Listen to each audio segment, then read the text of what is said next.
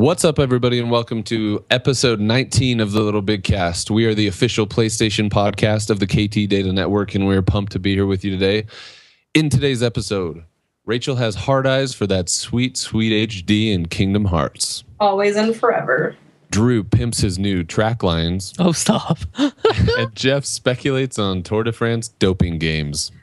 All this and more on episode 19 of the LittleBigKast. The dopest episode. Welcome, everybody. Dopingest.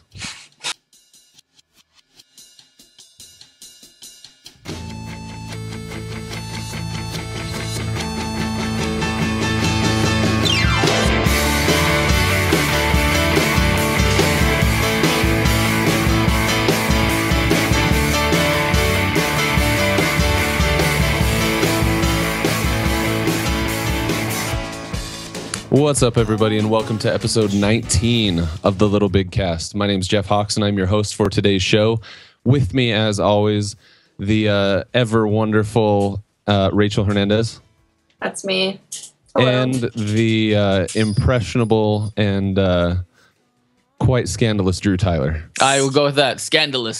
Scandalous. Good morning. Welcome. Thank you for having me.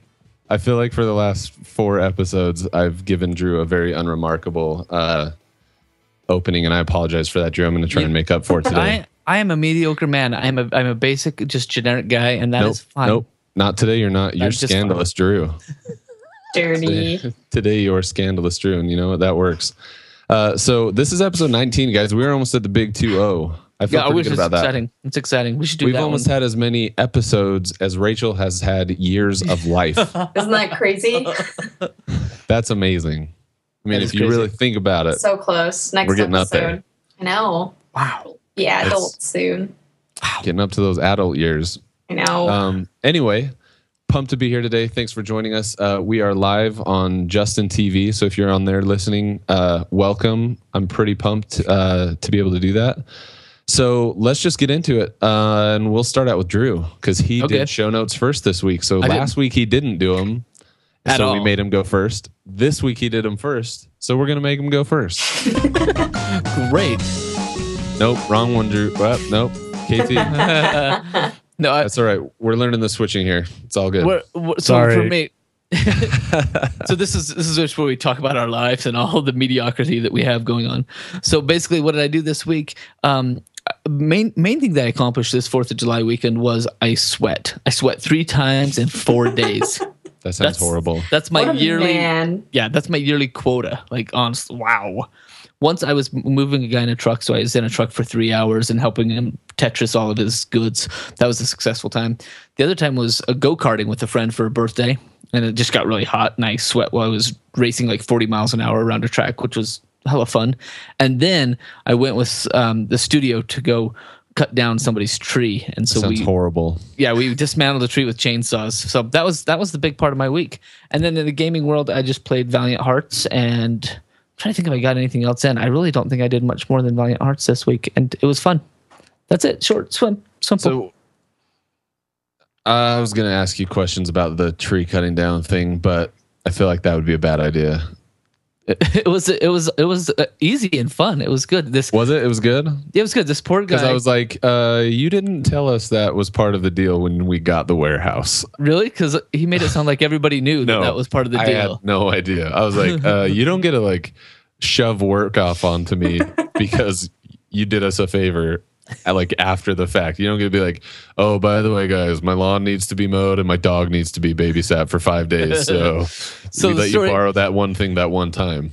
The story is that my studio was making their video for the 48, and one of the guys that secured a location did so by negotiating a tree removal, a downed tree that had fallen over the wind, and he had said, sure, the studio will come and help you take care of this tree. After we do our film, if we can shoot the warehouse. He made it sound like everybody was on board. So one other studio member and myself, who had nothing to do with the shooting part, we went with chainsaws and chopped up the tree, and it was good. It was effective and productive, and it was good charity work. So I felt good about it. So that was it. You got your yearly quota of sweat in, so you're good. Done. That's cool. Right on. What about you, Rachel? My life has become music, coffee, TV, and just video games. So had a pretty uneventful week. I did fireworks, but it was cool. I totally forgot that it was the 4th this week. None Yeah, of me the stuff too. I was going to mention has anything to do with fireworks. Nothing awesome happened. Well, just that, and just Valiant Hearts and some usual Animal Crossing, and Of course, probably, the Animal Crossing. Of course. I know it's part of my ritual. It's my life. No, I guess I beat Valiant Heart today. I'll probably start Ni no Kuni. I think that's on the. I think that'll be my next one. Oh man! Oh, Skippy Doo! If there has ever been anyone that could possibly develop a problem from a video game, it is you and Ni no Kuni, and Good. I am so excited to watch this go down. Hey, me too. I mean, Drew, has there ever been a better candidate for like a Ni no Kuni addict? Bring it on. Yeah. Bring it on. Especially in the completionist aspect of Rachel's life. Yeah, I It feel will like be we're like 80 hours plus. Don't We'll you get feel like into we're a Valiant encouraging an Heart, too. alcoholic to drink? Ugh. Like Yeah. this is like pushing someone who has a problem into a game that is made specifically for that Oh, problem. don't entice me more. So I'm excited. I've been wanting to play it. Both of you guys have been encouraging me to play it. Yeah, Jeff, one of us should probably call her boss and just ask him to let her go right now. I know, just vacation. Yeah, just I give do her need give her a some couple vacation weeks. time. I know, right? Dude, seriously though, like real talk, I'm super pumped for you to play Ni no Kuni. Like Good, me too. Drew and I, you loved it, right, Drew? I mean, Absolutely. Ni no Kuni is like truly a special game. I think it's one of those games that is so incredibly underappreciated and was one of the real like kind of jewels of the PS3. Good. No, that's Yeah, good. no. I'm excited to play it. When And are on you the starting? TV, probably tomorrow or tonight. I still need to finish that stupid video that lady is having me do. Aren't you You're opening still that was tomorrow, like weeks ago you started. Oh, it's a week process. It's a 30-minute long video, so Brother. yeah. That is hella long. Super fun. I'm about halfway done with it, and I still need to collect some footage, and I have like 3 days to do it, so I better get that done. I'm going to need to add some elements to my classes to talk about when to let go of a project, when to say no to a project. That's Right? actually a really good Seriously. idea. Like, Yeah. so That would be something like, nice. don't do if they're over 65 and they don't know what an iPad. Don't do it. Seriously, or charge retarded amounts of money. Right. Make it worth your Because time. you will be run through the ringer. Like I mentioned last week, right? My mom wanted to change some stuff on a website, and I said no.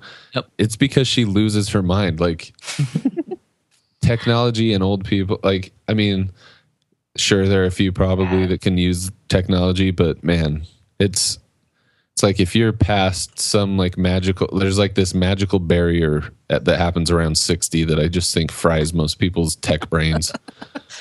No, it's just that they grew up without it. You know. What if we No, could fast forward to see what KT is like at 60 and see how he handles technology? What if KT is Get as off my bad as lawn, mom? youngins! He's probably just going to be the exact same that he is now. Yeah, it'll be the same. No, I think what it is. You got to go through that. Anytime you're exploring the freelance world or what you are worth, you've got to go through that saying, okay, I did this much work the last time and it wasn't worth my time. So you get smarter. It's trial by error, but I think you got to go through it to a certain degree. I did it last year too, so I kind of knew what I was getting into, but it just sucks. And it's just, I don't know, just a good deed, so I just gotta kind of do it. That's nice of you. I know. That and That's just good to some do it. Good deed crazy occasionally. stuff went down on my television shows. So What television shows? Doctor Who's? the Doctor Who's and Attack on Titan is kind of going downhill for me, but Doctor Who's getting pretty cray. So that's pretty cool. Doctor Who. I still can't get into Doctor Who. Dude, I don't blame you, but it's there, man. It's there. I'm 2 episodes left on the 4th season. There's some switcheroosies going down. Somebody told me I could Spoiler jump alert. into the 3rd season and I'd be okay if I just jumped in on the 3rd season. I think you would be okay. Well, I don't know. There's some important characters that appear in the first 2. They're kind of big deals, Drew. They're kind of big I don't deals. have time in my life right now. Yeah. I won't ever have time for Doctor Who. Anyway, is that it? You do anything else cool? Anything fun? Nothing? Okay. Then, so for me, I spent my week kind of surviving without my wife, which is a different kind of uncomfortable. Eating a lot of Velveeta mac and cheese. Yeah. Classy. But I also have had more time with video games than normal. And so I've been playing a lot of Wolfenstein, which, man, Wolfenstein is awesome. Very underrated game. I think a lot of people that reviewed this game played through the first hour and were probably just kind of set in their idea of what this game was and what it was about, because the first hour is really not good at all. It's very cliche. It's very cookie cutter, and it just has no heart. Like, there's no real story to it. But as you progress through the game, it really actually has quite a good story. You know, post World War II, Germany won. The Nazis won World War II by dropping an A-bomb on Manhattan. And you are part of a resistance group fighting against the Nazi regime. And it's a lot of fun. The story's great. The characters are great. And to take a Duke Nukem looking main character and give him a personality that makes sense, I thought was probably not easy to do, but they did it really well. In addition to that, some Valiant Hearts, and then because I can't control myself and I saw the Destiny upgrades that were available, I upgraded to the Digital Guardian edition. Beautiful. I just honestly kind of couldn't help myself, and it's only the second game that I've ever got like a special edition of. So we're gonna get into that more. Away, the mice will play. Exactly. That's what I'm saying. What was the first? Mass Effect 3. Oh, okay. I played Mass Effect 2 like probably 140 hours in Mass Effect 2, and I was like, you know what, BioWare deserves my money. So we'll get into that kind of stuff a little bit later as one of our topics. But first, I think we're going to kick it over to Drew for the news. So KT, just kick it off, bro. If it ever goes. I got news. Oh, I got tons of news. So there's lots to go. I think some of these will go really fast. So number one here, the story then of a loot grabbing RPG style game in a living comic book art style, also known as Battleborn. So we learned a little bit more today from IGN about the Battleborn game, which is the next one from Borderlands, the developers on that one. So what do you guys think on this style? You've probably seen the trailer and some of the things that they launched off of that. What are your thoughts? I'll probably go ahead. No, you go first. I get the Game Informer, so I'll probably read a whole ton about it once I get around to it. But I know I'm not a big MOBA person. It looks cool. I think it's a really nice change of pace when games don't really go for like a realism look, which this game is like a cartoony feel. So I think it's pretty cool. Definitely. MOBA, just so everybody knows, MOBA, Massive Online Battle Arena. Is that right? Yes. Sounds right. Okay, cool. He did Honestly, it. Me, like, I'm kind of surprised actually how little I give a crap about how this game looks. Like, the trailer to me was really boring and not very interesting, and maybe I'm alone in that, but I was not impressed. I was not impressed at all by it, and you don't it didn't grab you. Okay. And the thing that bothers me though about that, or the thing that kind of frustrates me about it, is that I love Gearbox. I think Gearbox does amazing work, and so to see this and to not have it be something that really grabbed me was disappointing. No, I can get you. I feel you. All right, let's go on. I got more news. What about this one? Square Enix unleashed a new interactive comparison trailer for their upcoming Kingdom Hearts 2.5 HD remix, which I thought was kind of cool way that they put together this interactive standard def, high def comparison trailer that you could play and watch through it. As it played, it would like scroll back and forth, left to right, and show you what some of these scenes look like now that they've been remastered and upgraded. So check out the link in our show notes, because it's really cool to watch if you played the first Kingdom Hearts 2 and then this remix, and how it's like, I don't know, you just see like the jittery lines go away and some of the costumes that are new and stuff. So what are you excited? I figured this one you'd love this one, Rachel. I was so excited. It just looks beautiful, and it's going to be You know, I kind of wish that they were releasing it for the PS4 because it would just look better, and looks like that's kind of what they're going for. So I imagine at some point we'll see it on the PS4. Maybe even a huge bundle when Kingdom Hearts 3 comes out. It'll be like everything all at once. Okay. Right. I have to interrupt for a second. Yeah. Because I was just watching the comparison video, and it had Maleficent, and it totally reminded me that I forgot to mention that I went to FantasyCon this weekend, and so did Drew. I did. I spent a lot of time there actually. My 3-year-old child held a giant tarantula in her hands, and I've never been so disappointed in myself and proud of her at the same time. I felt like a horribly irresponsible parent, but also incredibly proud that she was brave. And so funny. I saw Maleficent. Maleficent was at FantasyCon. I also saw a bunch of LARPers. Did you watch any of the LARPing battles, Drew? Oh yeah, I wanted to get out there and just that was awesome. They had this huge arena with just people with foam swords running all over, just kicking each other and hitting each other. It was awesome. Dressed like ogres and like wizards and crap, and like beating the freaking piss out of each other. And I loved every second of it. I was like, dude. People make fun of these dudes all the time, but I get it now. They were in it. Yeah. No, the Geek Report did a live show on Saturday morning. So we had a whole panel. We had this entire ballroom to ourselves to do a live show, and that was crazy fun part of the FantasyCon. So look forward to that. That's awesome. Geek Report's coming back with their second season in the fall. I think end of August, early September. We're going to do another 13 shows. So I'm excited about that. That's awesome. But that's different news. Let's get on to this news, and this one will be quick and easy. Rumors surfacing today on IGN that Beyond Two Souls was going to come to PS4 with the director's cut. Thoughts? Yay? Nay? I know one of you said you weren't really excited. No, not at all. Mostly just because, the game didn't review well at all. Everyone I talked to that played it was disappointed by it. I loved Heavy Rain, which was the last game that these guys made, and to come off a game that was as good as Heavy Rain to this, which is so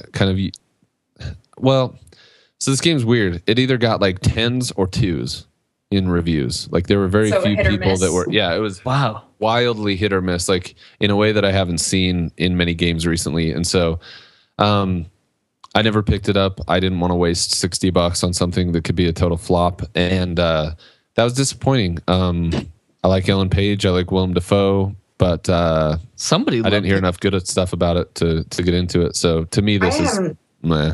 Heard anything about it even from anyone. So I don't know if that means anything. Yeah, I mean, there were a lot of people had high hopes for it, but it just didn't live up to it. So it surprises me that they're doing this. This is one of those that is kind of just annoying to me, and I don't really understand. Like, I get The Last of Us. A lot of people have switched from the 360 over to the PS4. The Last of Us remake makes sense to me. I get that. This, to me, I don't get it. Okay. Well, we'll see what happens when it comes out. Maybe they'll review the director's cut again. All right, moving on to news number 4. News number 4 says, again, this one again from IGN. I spent a little bit of time looking at all their fun stuff. But they had this really cool stuff where they showed off the beta version of the Destiny map, Venus Shores. They went to, I think they went to Bungie. Somebody went over there and did a walkthrough with one of their developers and just had a chance to kind of see everything for that first little level that's coming out with the beta, which is like 10 days away. 17th. So plan on a live stream up at the haunted basement we like to hang out at. And it's going to be awesome. So I'm excited about that, but I thought it was kind of cool. So if you want to see the jump on IGN, and they've got walkthroughs of the first couple of levels. So speaking of Destiny and the excitement there, we'd mentioned this a little bit earlier. First look we got of several Destiny collector's editions, like multiple collector's editions announced. I believe we'd heard of the Ghost Edition already. Yummy. Exciting. And the limited edition, and now the Digital Guardian edition. All of those were kind of laid out today. Gosh, wow, special editions. Is this what we're talking about later on in the show? Yeah, we'll get into this a little bit more. Okay. I think for the news, it's just important or worth noting, I guess, that Bungie came out with a bang as far as these special editions go. So if you're into special editions at all, be sure to check it out. You can find information both on Bungie's website and on the PlayStation blog. And the news was that if you already had pre-ordered, it would be easy enough to get in there and up your order to the to the next edition. Wasn't it, Jeff? Yeah, it was easy. It was too damn easy is what it was. I was like, in fact, I logged in. So the way that it worked was it just told you the balance to upgrade. It didn't give you the actual price. And so I logged in and it said $35. And I was like, I can do $35. Freaking didn't even think about it. I was like, yeah, absolutely. This looks awesome. And then I logged into the PlayStation Store later on a computer just to I was just browsing prices of stuff. And I saw that standalone, if I bought it without having pre-ordered it already, is like $85. And I was like, holy freaking crap, dude. That is a lot of money. Good thing wifey's out of the country. That's right. She'll never know. Don't tell her. She'll never know. You just got a flashlight. Yeah. This is that's exciting. That is what we'll talk a lot more about special collector's editions for our topic later on in the show today. So that's good enough. And we have a special producer guest that will talk about his addiction. So that's good. Let's go on number 6. Sony struggling to keep up with the PlayStation Vita demand. This one coming from Forbes, actually, and it was just an interesting, I guess almost what you'd call it, a guy's perspective. He kind of just said, I noticed that anywhere I looked for Vita, I couldn't find it at Walmart or Amazon or anywhere else. It was just kind of sold out everywhere. So he kind of started speculating, what does this mean? Does it mean that finally demand is caught up with the people that want the Vita? Is it that they just haven't been making enough? But all in all, he kind of speculates that it's good for Sony that there's enough demand out there to warrant a scarcity of the commodities. So what do you guys think? So my question to this would be who are the customers that are buying this? Where is this market coming from? He speculates on that, and I think that from my opinion, I think you're getting PlayStation 4 users that are saying, holy cow, dude, if I have a Vita, I can be remote playing a game anywhere that there's Wi-Fi. And that's huge. I mean, that for me, having just started a job that's going to have me traveling a lot, has been something that's been kind of on my mind for the last several weeks. Is wow, I'm gone most of August. It might make sense to have a Vita so I can just be doing something rather than sitting in my hotel room bored. So that does make sense. I could see that working for you. So I think that I don't know. The other draw is that we're seeing some pretty good games come out on it. I mean, Borderlands just came out on the Vita, and then also Child of Light. It was a bundle, right? I mean, Borderlands had a bundle that was also kind of driving the sales with that. Yeah, but then Child of Light, I was like, dude, Child of Light's perfect. Sorry, Rachel, go ahead. No, go ahead. I see the Vita is almost like a cheaper, slightly downgraded version of the PS4, which is why I've been wanting one, just because Child of Light came out, and then plus PS Plus has been coming out with games consecutively. Limbo wasn't available on PS3 for free, but it's available on the Vita for free. So yeah, wasn't Dragon's Crown was free on Vita through PlayStation Plus, but it wasn't. You couldn't use the cross-buy stuff, so. That Dragon's Crown would also be a really great one, and Guacamelee. There are several games that I'm like, man, it would be a hell of a lot of fun if I could just play this on the go. And it's just cheaper too. Yeah, I was gonna say if I ever somehow in this short year came up with enough money to get a PS4, I would definitely get a bundle. I think I would get the Vita just to have that remote play opportunity and to have those cross buys. And yeah. So, are you planning on getting Destiny, Drew? It's a first. See, he's getting it. It's a first-person shooter, which I know that Drew is almost morally opposed to. I don't know about morally. It's maybe it's not morally, but more vertigoally. Yeah, we're on the same. Let's see what his idea is after he plays the beta. Yeah, let's ask him that same question. Yeah, after he plays beta. All right. Yep. Moving on. Sorry, I got distracted. All right, so then I got 2 more of these to go with the news world, and this one I found really interesting. This one, Nadia Nippon. This is The Evil Within was censored in Japan, so The Evil Within had to release a different version that everybody could buy, and then you get the DLC, which they're calling gore mode. So if you want to be able to see the what everybody else is going to see, you'd have to buy this DLC to play the Western version with all the gore. But I thought that was really interesting that they were doing this kind of limiting of the game based on, of course, Japan has a different rating system. They don't have ESRB. They have a different system that they set out. But I found this to be some interesting news that to get around that, they'd say, okay, we'll sell you the game this way. You can produce the game this way. And then you get this extra download content that turns it into the same game that everybody else is playing. What are your thoughts, Rachel? Oh, Japan. Nah. I don't know. Nah. I was kind of surprised. I mean, weren't you surprised that this was Japan, though? I mean, Japan doesn't seem like a place that would be censoring stuff all that much. Like, I mean, I feel like with the title like The Evil Within, I don't know. Maybe there's some more to it. But the reason why Japan's censoring it.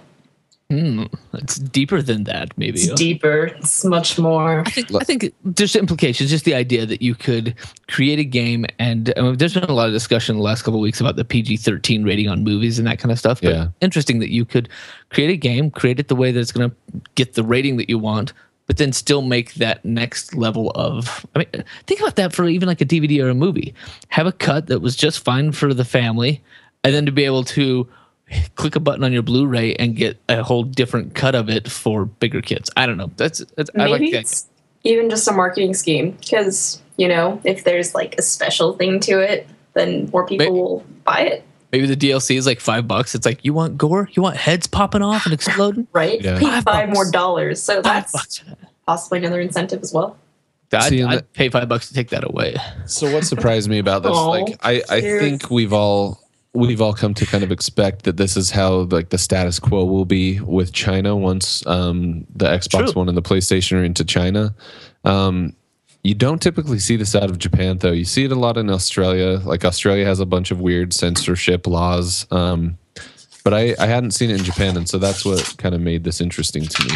Yeah. But I mean, I don't have a problem with it. Like if they want to censor or like clean up games, well, I do, and I don't have a problem with it. I guess like. Part of me thinks, I think if I were an artist, if I was the person putting this game together, like you kind of put a part of yourself into what you're doing. And so to not be able to tell the story you want, like if you want to tell a violent story, like as the artist behind it, like you should be able to tell whatever story you want. And if a country doesn't want it, like I'd rather say, okay, then don't sell my game in your country than, I don't know, but then the dollar bill. Right. Kind of speaks and is listened to. So yeah, I don't know. It's interesting. Yep. All right. Last one for our news today is that Project Beast is back. We heard a little bit of Project Beast that was kind of revealed at E3, but the game itself is called Bloodborne. This is from the same guys that do what was this? Miyazaki, right? So this is the same guys that do Demon Souls, Dark Souls. Yes, sir. Right? So the cool news here is that they're going to have a playable demo at Gamescom, which is just next month, and then it'll be released early 2015. So how cool is that playable demo that we'll probably see some footage from soon from Bloodborne? Yeah, 2015 is going to be a crazy year. Yeah, I think so. I think there's going to be a lot of things that we've heard lots of rumors about now that are going to be showing up. So that's it. That's my news. All right, then, KT, drop the beats for Rachel, yo. Stop.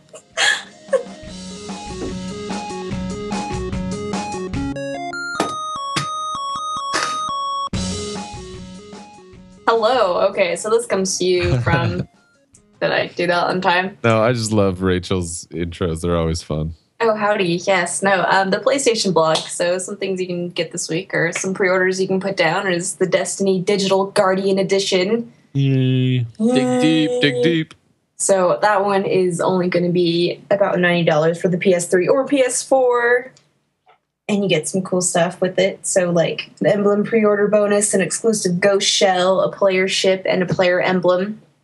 And then reservation for 2 Destiny upcoming expansions, which is usually popular with the pre-ordering. You can also get you can pre-order the Oddworld New and Tasty for $29.99 on the PS4. And I think we mentioned that game last week. Yep. So it's a new Oddworld. Yes. Yep. PS4 games you can pre-order is Another World 20. Not pre-ordered. These are out today. These are out today because today is the 8th. Yep. Yeah. So go pick up Another World 20th Anniversary Edition. And then you can also get that Curious Mousecraft game we've been talking about for a while. It's so stupid. Well, I want to see it. I do want to see it. Maybe that'll be our next indie game. Right? Oh, barf. Drew just likes puzzlers. This is my game. This is my bag. I can't shoot things, but I can play puzzles. I'll puzzle around. What a nerd! What a nerd! Some PS3 games are The Wolf Among Us Episode 5. What? I just realized I didn't see that until just now. Yep. Well, today. That's awesome. That's the final one of the season. Yeah, I still probably have to play those. Let's do. They're great. Yay! Also, Le Tour de France season 2014. Didn't even know that was a thing. Yeah, since when do they make bike games? Right. Well, Lance Armstrong does drugs. No. You have to use your thumbsticks, and you roll your thumbsticks in a circle, like like you're cranking a wheel in Valiant Hearts. Cycling. Yeah, that's how you cycle. Well, the most interesting part of the game is that you have to use the left and right L2 and R2 to tie tubes around your arms and inject, enhancement drugs into your veins as you race. And basically, you have to be able to be the best doper in the game, the fastest doper. Doing dope. Awesome. I bet there's a trophy for it. If you could get your blood alcohol content to a certain level, there's a freaking gold trophy. If you can win a race when you're at a certain level of inebriation. If you can win the Tour de France at a .08 through the entire thing, you get the platinum trophy. It's not. It's performance enhancing. It's not alcohol. That's decreasing. You don't know that. Don't worry about it, Drew. Maybe it's special alcohol. Don't talk alcohol. like you know sports. You see these tracks? Don't talk like you know sports. If I say performance enhancing drugs is marijuana, cigarettes, then that's what it is. Okay. I know drugs. How about that? Energy for food. I might not know sports, but I know drugs. All right. So then we have... Okay, yeah. We have the One Piece Unlimited World Red. Some Scaratera, Kiss of Death. I did want to see that one. Scaratera looks pretty good. I wouldn't have expected that, but okay. Yeah, I'm surprised, Drew. Red, that one threw me off good. I don't know. And then some demos coming out are going to be The Thief, The Lockdown, and Naruto Shippuden Ultimate Ninja Revolution. I don't think I'm even Ninja Gaiden is the only ninja I need. Yeah, I don't think I'm even bother with the Thief demo. I didn't touch it. I didn't go anywhere near it. Nope. I see Doki Doki still there at the bottom. That's Drew's favorite. I do love that. I do love some of that. Yep. Drew likes the weirdest games. Just gotta get that Doki Doki, bro. You make it sound so cool. I didn't like The Walking Dead, but I definitely want to play Mousecraft. I am who I am, okay? That's why we love you. We're all judging you. If it was zombie Mousecraft, I'd be out of there. Oh, would you? Yes. Yes, I would. I absolutely love the puzzles. I love. You know what? We'll go into an indie game. Going on. Because that's what we want to talk about. I'm excited for the indie game. Yeah. Okay, Rachel, you're still the boss. Go ahead. Oh, I am just the queen today. Okay. The indie-ish game. Oh, wait, Drew, do you have an indie-ish game of the week song that you want to sing for everybody? Yeah. Every time we do indie-ish, it goes like this. This is it's indie game, indie game of the week. But it's indie-ish today. It's indie-ish, right? We got the ish. So our indie-ish game, the reason why it's an indie-ish game is because it comes from Ubisoft Montpellier. Everyone gets so butthurt over words. The word, okay. And it's Valiant Hearts, The Great War. Montpellier. Yeah, Valiant Hearts. Awesome. Valiant Hearts. Awesome. It's a great game. So, yeah, Ubisoft's kind of a big deal. It's kind of a big name. So that's why we gave it an indie-ish. However, it's $14.99 on the PS Store. And it was super fun. It's on PS3, PS4. Go pick it up. So the synopsis of the story is that it takes place in the Great War. It's a puzzle adventure video game developed by Ubisoft. and published by Ubisoft. The game is inspired by letters written during the Great War and has 5 characters on the battlefield. So there's Emil, who is a farmer who becomes a prisoner of war, searching for his son-in-law named Carl, who is also a character. And Carl's purpose is to get back to his wife and take care of his son. Anna is a Belgian nurse, and Freddie is an American soldier fighting for his fallen wife. Then there's my favorite character, and his name is Walt, and he is an adorable dog. Yes. He is pretty adorable. He's helpful, very helpful dog, yes. Right? And so cute. Anyways, this game deals with love, survival, sacrifice, and friendship. The game is powered by UbiArt Framework and an in-house engine by Ubisoft previously used for Rayman Origins and its sequel, Rayman Legends, as well as Child of Light, and the former 2 being developed by Ubisoft Montpellier as well. So yay! Very cool. Yay! So first impressions, I guess. What did you guys think as far as like how did I don't know. I mean, what was your first impressions getting into the game? Hey, let's go first. What stood out to you? Drew, you go first. I'll go first. I really like kind of the comic book style because when you first get into it and you start playing and it introduces you to these characters in almost kind of a frame by frame like comic book style, even as you start playing the first couple levels, rather than scrolling sideways to showing you something or trying to do a cutscene to show you what's going on somewhere, it puts in this like comic book frame that kind of hits right up at the corner of the screen and shows you what's near you or coming at you. So I thought that was early on I just thought, oh, that's kind of a cool way to do that, and that's kind of fun. And then right away I found the you hit triangle and it shows you like blurbs about what that storyline is at that moment in like history, like the actual history. So it would have pictures of historical uses of gas and zeppelins and things that you're experiencing in the game. You go back and you could read it and see what's going on and how it came to pass and what was happening in the how it was relative. Yeah, 1911, and this is how we dug trenches. And to me, as soon as I saw that, because that was early on, I was like, well, this is trying to do something more than gaming, and I loved it. Also, if you read 30 of those, you get a trophy for it. So, wow! I think I probably did because I read a lot right off. So, I'll just jump in right there on that note. Like I'm a history nerd. I listen to podcasts about history. And, what a nerd! Yeah, I love it though. And World War I for me is it's a period in time that I think is very misunderstood, especially for Americans, because we were not connected to the war the way that we were with World War II. And so I think for Europeans, this is a much more relevant war that was fought. But I loved that they, like those little blurbs that you talked about and mentioned, Drew, about, it'll bring up information about the chlorine gas that was used. It'll bring up information about the trenches and the living conditions.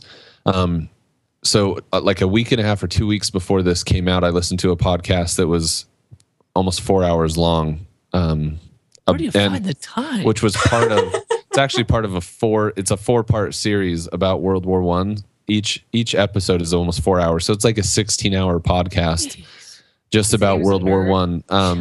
So from the kicking off of the war with the assassination of the Belgian prince, Franz Ferdinand, to the trench warfare and these lines that would spend months just not going anywhere. Tens of thousands of people dying without ever moving a foot in either direction. Right. And last night when I was playing the game, it actually talked about one of the battles where for a 10-month period, every single minute, the French and the German soldiers were losing a soldier. A soldier was being killed every minute for 10 months straight, while the line never moved an inch in either direction. And like, the gas that was being used, the chlorine gas that was being used, and what it actually did to the person's lungs. The podcast I was listening to really got into that and talked about the effect of chlorine gas on lung tissue and how it just totally dissolves lung tissue and you end up suffocating on your own dissolved lungs.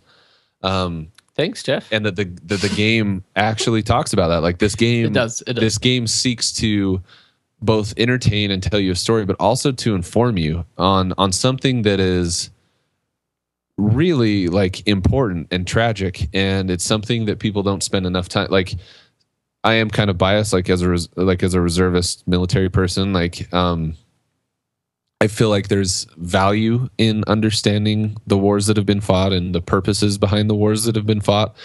And this game gives such a great glimpse and such an interactive, and it teaches in such a cool way. Yeah, like, it does. I wish, like, what if history teachers had this tool in a classroom to be able to say, students, we're learning about World War I.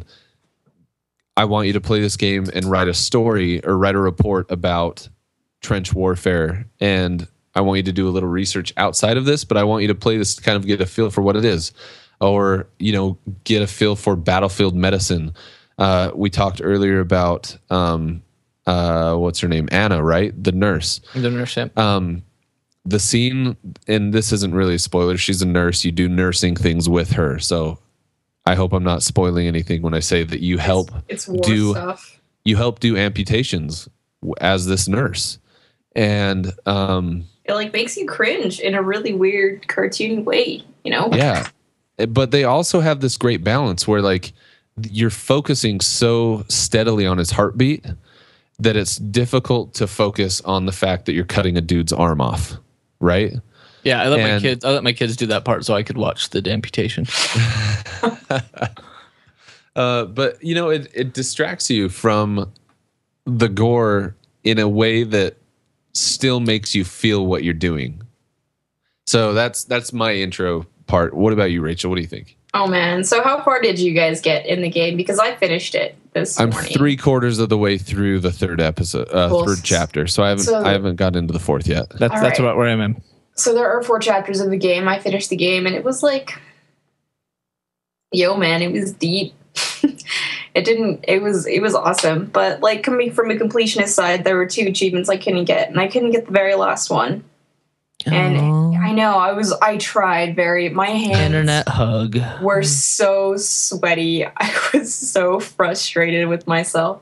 What were you missing? I mean, I'm trying to figure out what it was an Anna sequence, and the trophy is that you have to get.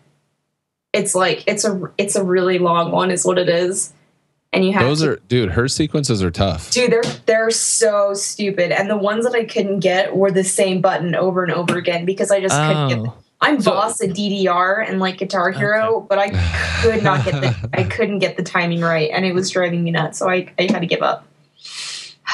And then the other one I didn't get was there are over 100 collectibles in the game, and I didn't know the trophy was you needed to collect all of them. I realized too late. Yeah.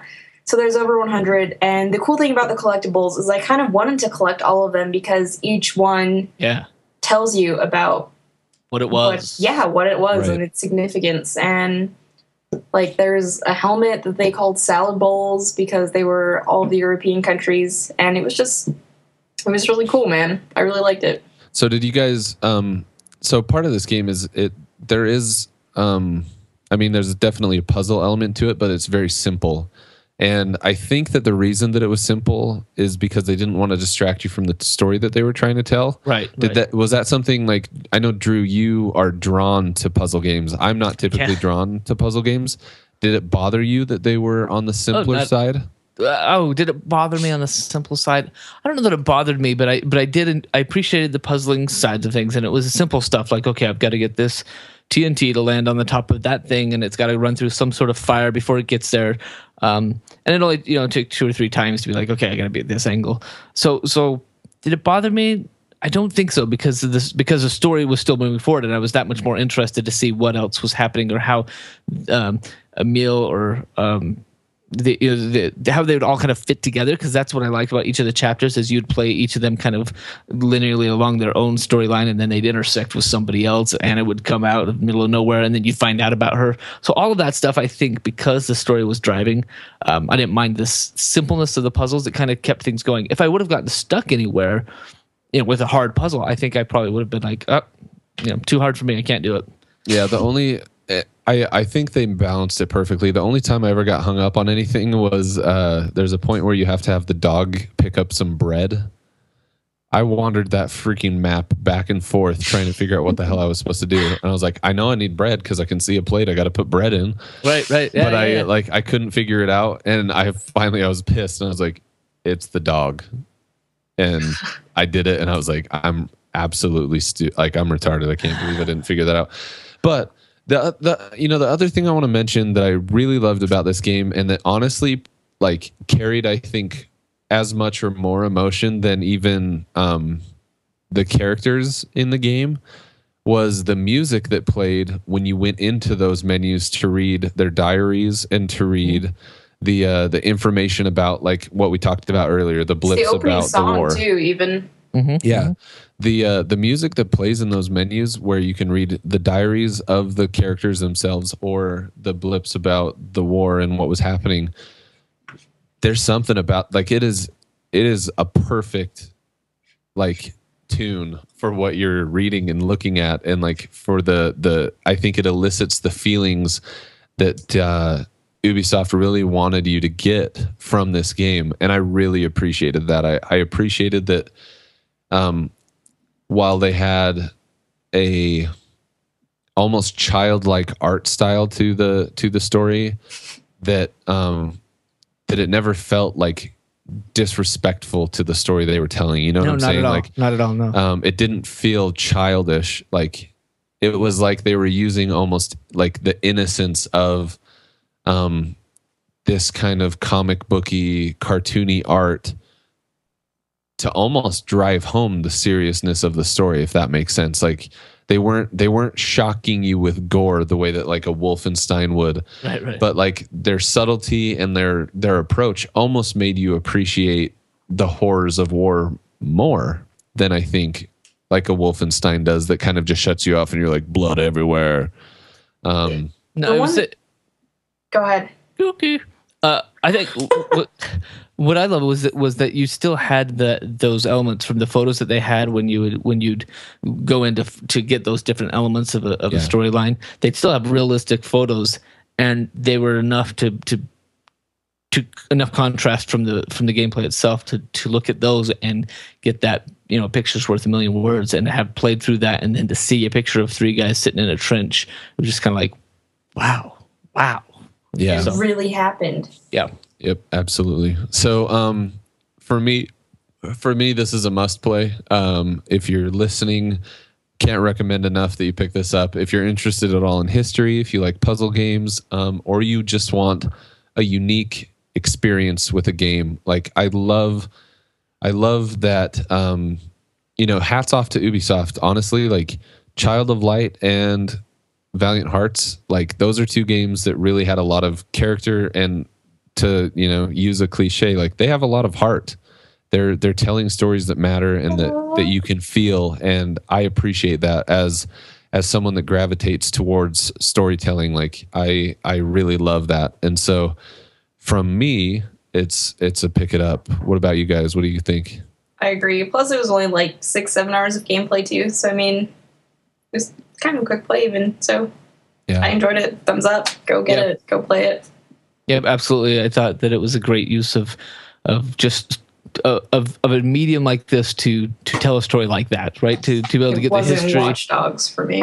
It was good and simple, and I agree with you that this could definitely be used in an educational way to research and to learn about things enough to be like, oh, I want to know more about the chlorine gas, or I want to know more about this or that, and then to have somebody go do research. So I think just as a transmedia type of game that gives you just new information and does, you know, teaches you in a really, you don't even realize that you're learning things about history because it's not coming from a history book. It's ideal. So definitely thumbs up for me.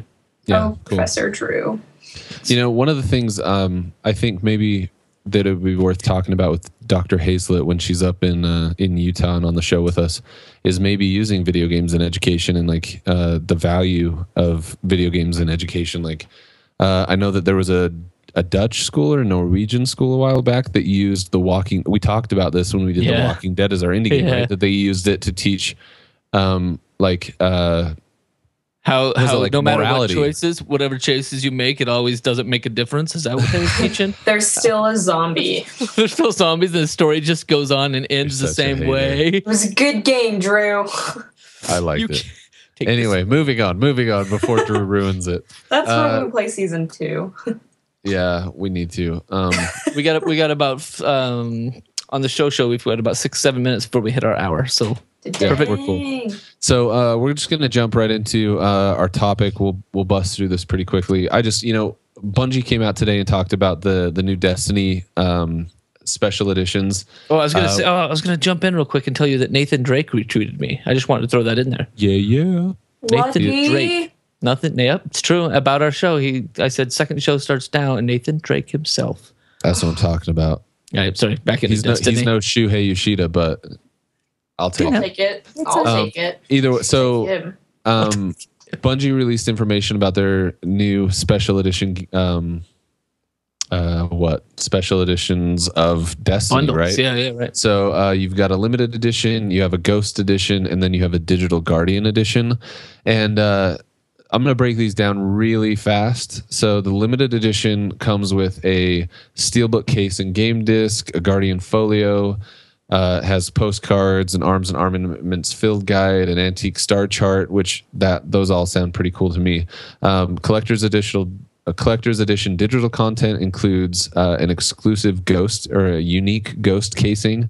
Apparently, if you don't have a special edition of the game, your ghost is just white.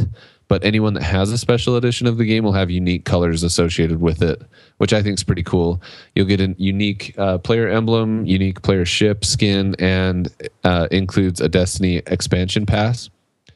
The Ghost edition is kind of the balls to the wall edition of the big boys. of this setup. Like this, this is what KT picked up. It's pretty crazy. It actually comes with a limited edition steelbook case and game disc, same as the other. I'll leave out the stuff that was already mentioned because it comes with everything that the limited edition does, but it comes with a ghost replica. And the description is that this is your motion sensing ghost featuring lights and audio from the game. And it says it may lead you through the darkness. And I think that's pretty freaking cool, that you have this motion detecting ghost companion that you can use as, I don't know if it's like a solid flashlight. I don't know exactly what it will do, but it sounds sick.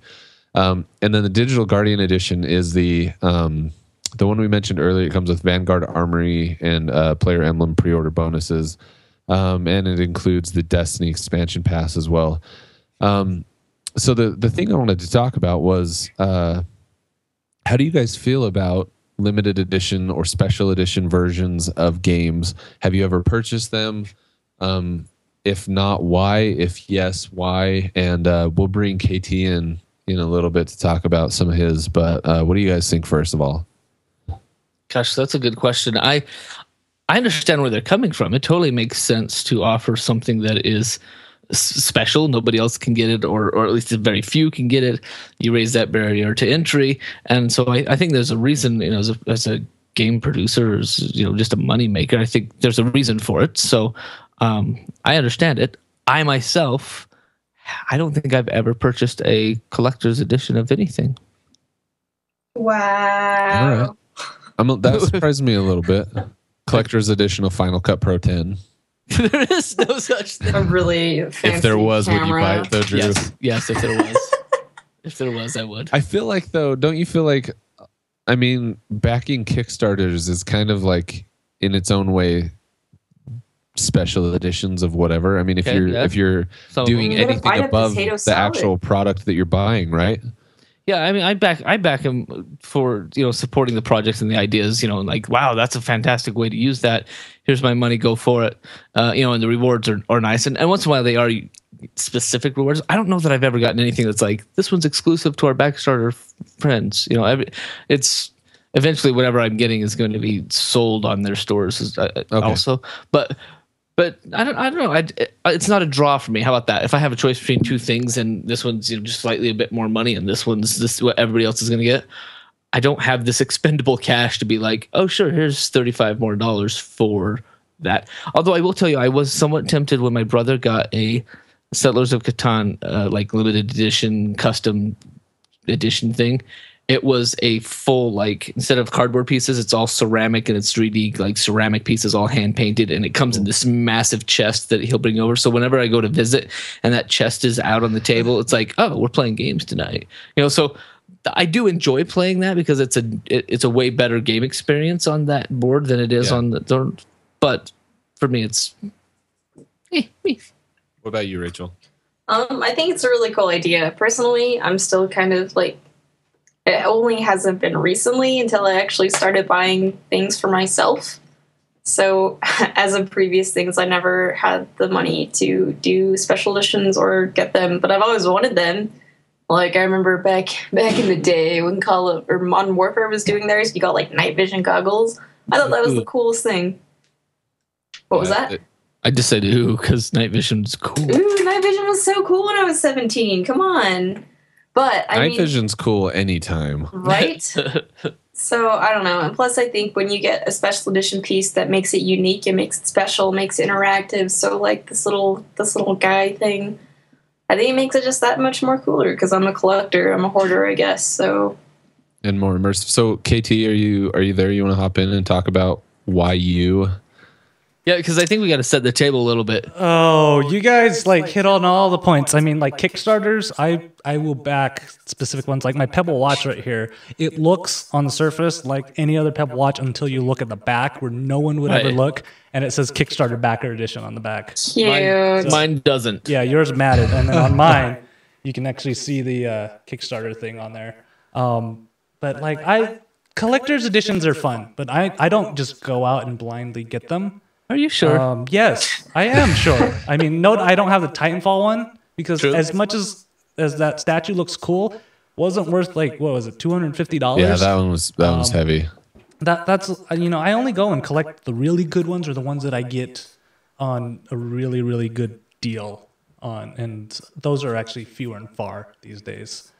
But I just like collecting things. Like if you come look in the studio right now, I have like Transformer figures over here. I got, Game of Thrones figures over here. By the way, Peter Dinklage is making the voice of the little avatar dude thing on there. So that just makes it that much more awesome. He's remaking it, by the way. Yeah, I'm the only one here who watches Game of Thrones. But it's cool for me.